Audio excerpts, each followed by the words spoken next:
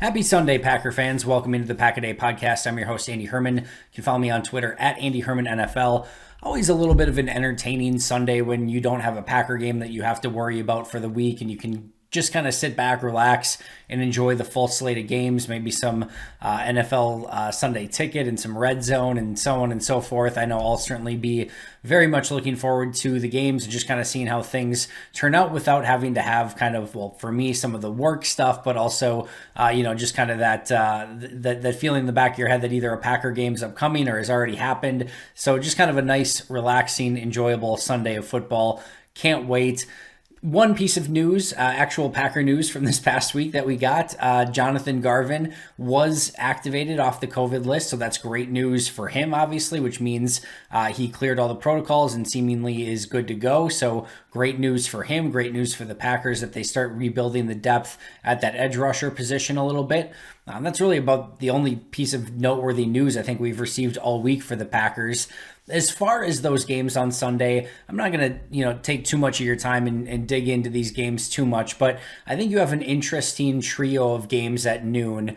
If you're a Packer fan, obviously looking for teams to potentially lose to maybe position yourself better, there's three games in the noon slot that matter. Pretty much nothing else does. If you look at the 3 p.m., the 7 p.m., the Monday Night Football, none of that really affects the Packers, but the noon slot does, and none of them are really that great if you're looking at it from a Packers standpoint.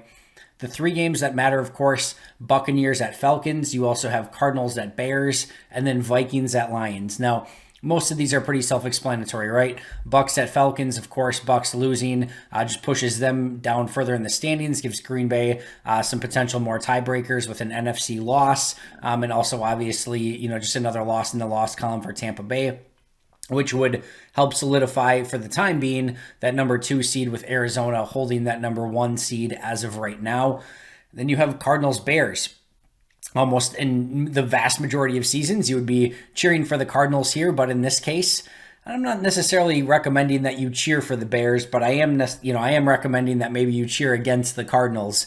Obviously, arguably the most important thing that Green Bay can do the remainder of this regular season, besides A, stay healthy, is B, try and get that number 1 seed, home field advantage throughout the NFC, as well as that ever, now more important than ever, bye week that there's only one of them. So if Green Bay can somehow get tied in the loss column with Arizona, they hold that tiebreaker because of the win earlier in the season, that would be huge. So again, not advocating for being a Bears fan, but in some way, shape, or form, right? And again, I know the Bears don't have their first round pick, which is just icing on the cake of this entire Bears season.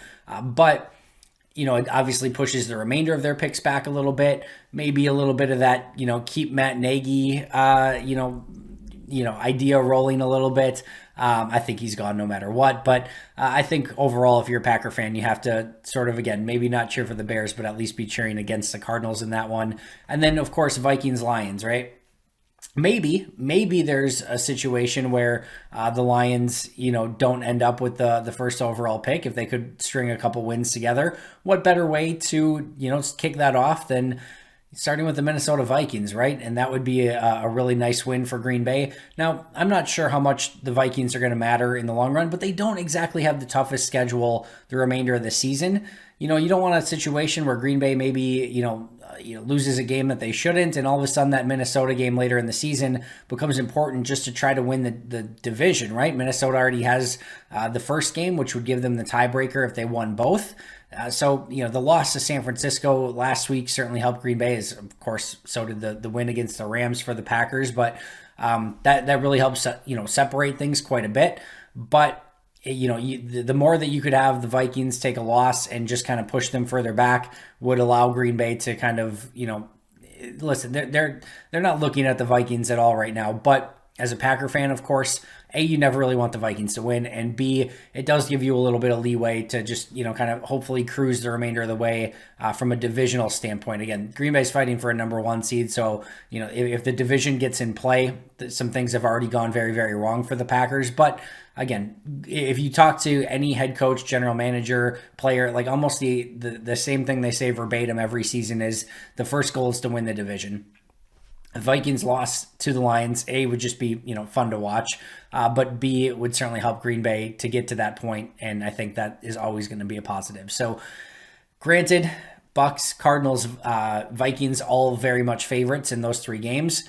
Not a bad parlay option maybe, but if you're a Packer fan, I think you're just hoping for one upset of the three, right? If you could say that, they got one upset of those three games, you'd be pretty darn satisfied with that result, considering the matchups that they have. I think Bucks, Cardinals, and Vikings all win. Not necessarily saying I'm going to take that parlay myself, but definitely like those three teams as favorites to win. Hopefully I'm wrong, and hopefully one or two of them can maybe pull off an upset. We'll see what happens there. All right, let's get to the main topic today. I'm not going to go to it in too much detail. It's Sunday. Go enjoy the games. But I'm going to go over the 5 people within the Packers organization that have helped themselves the most so far this season. I'm going to start off with 2 honorable mentions. The first one is Yosh Nijman. Now, Yosh hasn't been great when he's been in, but he's been good enough. And that matters. When you're the first guy up swing tackle, like just being able to kind of hold your own and allow the offense to basically stay on course is a huge thing. And the example I'll use here, and this is no knock on Alex Light. Alex Light did a phenomenal job working himself up from an undrafted free agent into a spot where not only, did he make a team, but actually competed, for a spot and started some games and so on and so forth. That's a huge win for him. But you look at Alex Light, right? They basically redshirted him for a couple seasons, and then he got his opportunity to be a backup swing tackle, and it went terribly. And that was it for the remainder of his career. He got a cup of coffee in Dallas last year, but that was basically it. That was basically the end of his career. When you are an undrafted free agent and they kind of keep you around to mentor you for a couple seasons, likely at some point you're going to get a chance. And what you do with that chance is going to matter a ton. Because if you all of a sudden get to your third, season and you're not ready to perform yet, even in a backup swing tackle capacity, then what are, there's only so much potential you have, right? In year 3, if it's not clicking, I'm sorry, but it's probably over. So for Yosh, yeah, this is year 3. They've been basically, kind of redshirting him the last couple seasons, keeping him around. And now he got his opportunity and he hung in there. And I think he's earned himself a swing tackle position with some team down the line, probably for the next few seasons, especially with his athleticism and so on and so forth. And maybe he can even do better than that as time goes on. But the first step is hanging when you get in there and, continuing to grow and continuing to learn. And he showed that, he wasn't just this player who was going to be, allowing immediate pressure. Like he did enough to earn himself a job moving forward. So that's certainly one. And then the other honorable mention is John Runyon Jr. And I think the big thing here is, you go back to training camp, right? You had Royce Newman, Ben Braden, John Runyon Jr., Lucas Patrick. These guys were fighting for one guard spot, for the most part, right? Because eventually, right, you were expecting it to be Bakhtiari, Elton Jenkins, Josh Myers, and Billy Turner as the 4, core pieces once everyone was healthy. Now, it didn't end up turning out that way. It took longer for Bakhtiari to get back. By the time he gets back, Jenkins is gone, Myers is out. So it's not going to work that way. But it looked like the 4 of them were ultimately going to start by competing for 2 spots when Bakhtiari was out, and then ultimately 1 spot probably at right guard. And you didn't know which way it was going to go.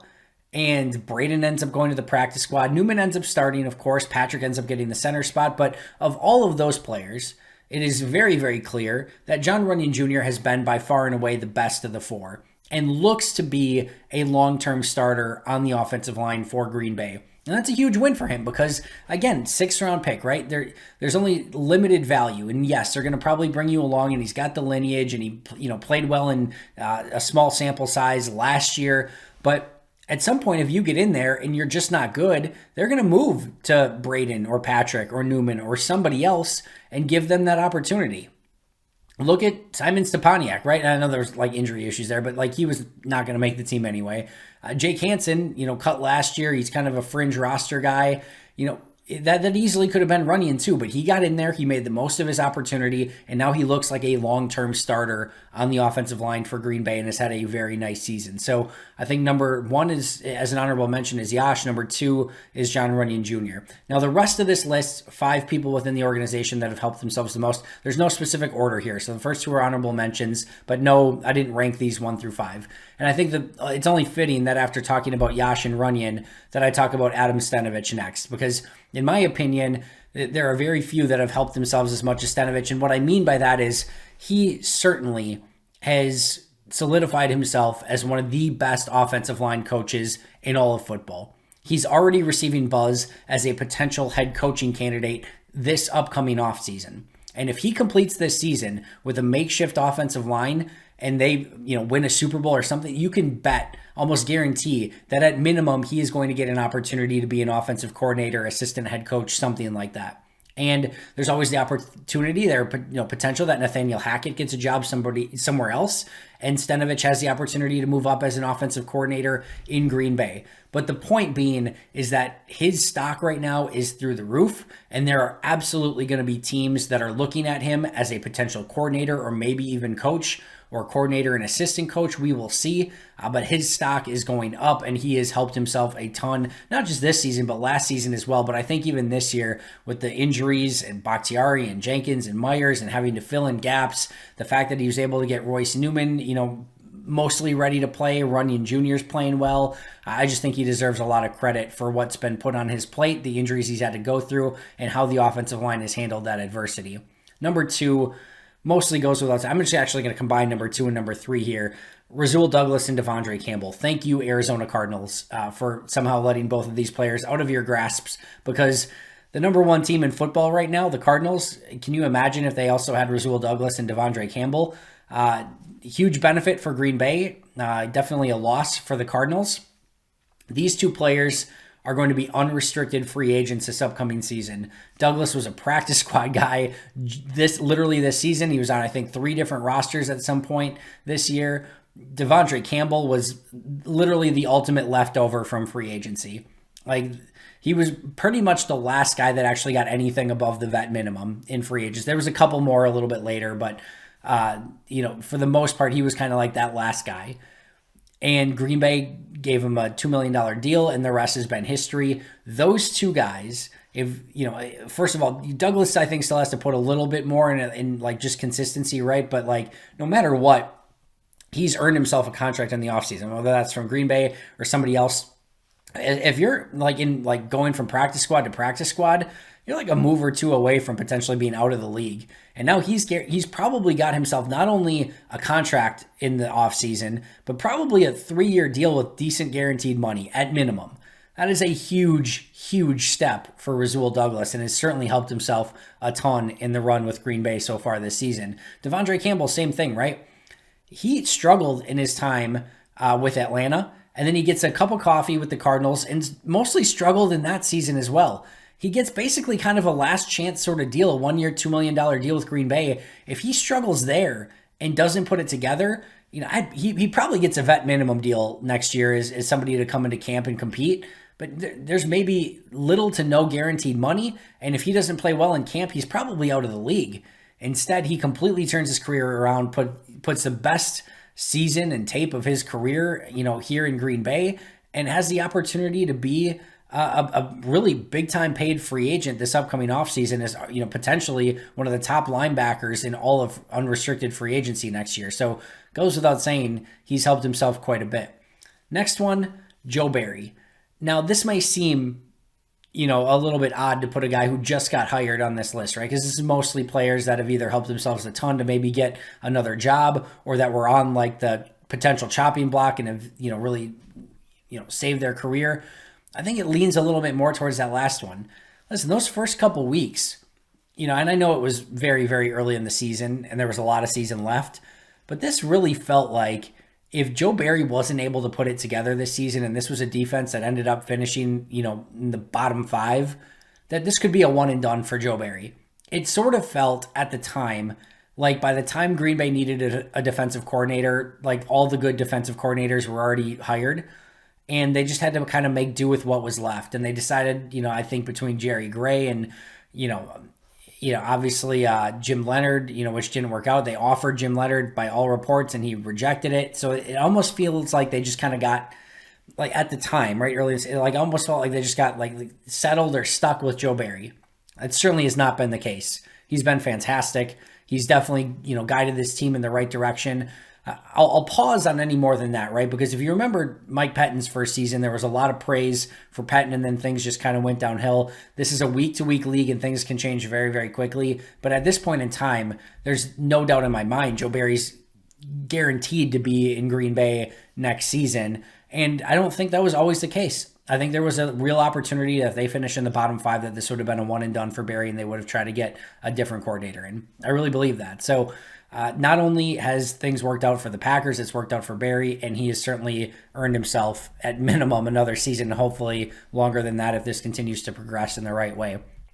And last but not least is Brian Gutekunst. I don't know, like obviously, especially once Rodgers got back, I don't know that his job could have really been in too much jeopardy this season, but with all the offseason drama and drafting Jordan Love, he put himself in a position to be on the hot seat, right? Like especially with the Love and how that was handled and Rodgers being upset and things like that, right? And, last year's draft was in question for a while. A.J. Dillon, DeGuara, which, John Runyon Jr. looks much better now. The jury is still out on Jordan Love. I'm not saying Brian Gutekunst is safe by any means. I don't think that's true. I think he's safe for the time being for sure. But ultimately, he's going to get judged quite a bit on what happens with this Rodgers situation and what happens with Jordan Love. And that will still come to pass, right? So if he ends up having to move on from Rodgers this offseason and Love becomes the guy and Love is awful, Brian Gutekunst is going to have to answer for that in some capacity, right? And he knows that. And he knew that when he made the pick. And he had the conviction of the pick, which I credit. But he knows that his name is tied to Jordan Love in some capacity. But all the moves he made, like Rasul Douglas, Devondre Campbell, we've gone over all of them. Peter Bukowski and I went through all of them in great detail this week. If you haven't checked that episode out, make sure to do so. And we can touch on this topic in much greater detail. But Brian Gutekunst certainly has helped himself, I think, not only, get himself back in much better favor with Packer fans, which, was iffy and certainly at points in the offseason, but maybe, just maybe, smooth things over with QB1 a little bit, which who knows what that'll ultimately lead to. So honorable mentions, Yash and John Runyon Jr., and then my top 5 people who have helped themselves the most in the organization, Adam Stenavich, Rasul Douglas, Devondre Campbell, Joe Barry, and Brian Gutekunst. That's going to do it for me. Thanks for joining me. Always appreciate it. I'll be right back here tomorrow. But until next time, and as always, go Pack Go.